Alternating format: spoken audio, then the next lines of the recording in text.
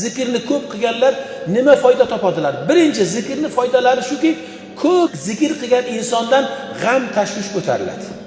Keladi huzurimizga bir dunyo g'ami bor. Lekin o'zini holatiga qarab, yuziga qarab bilamizki, u Allohni ko'p zikr qilmaydi. Demak, g'am tashvishli bo'lgan inson tezda Allohning zikriga kelishligi kerak.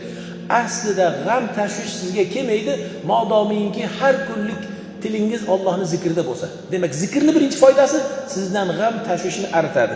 Va yana nima qiladi? Banda uchun dunyo oxirat xayrotlarini ko'p jalb qiladi. Ya'ni dunyo oxirat xayri, saodati menda bo'lsin desangiz, unda ko'p o'sha zikr qiluvchilardan bo'lasiz. Va yana nima deyilsa, taridun lish-shayton debdi. Zikr qiluvchi shunday bir banda bo'ladiki, unga shayton kela olmaydi. Zikr shaytonni quvuvchi bo'ladi. Zikr unga bir qo'rg'on bo'ladi. Unga o'sha shayton va jindan keladigan bu issiq sovuq deyilsa, ko'z yoki nazar, har xil o'sha jodu sehrni biron bir turi unga kela olmaydi. Chunki uni Qur'oni bor. Har kuni Allohni zikr qilganligi uchun, Alloh uni zikr qilganligi uchun unga bunaqangi dushmanlik yoki bunaqangi o'sha balo ibtilolar inshaalloh Allohning izni bilan yo'liqmaydi.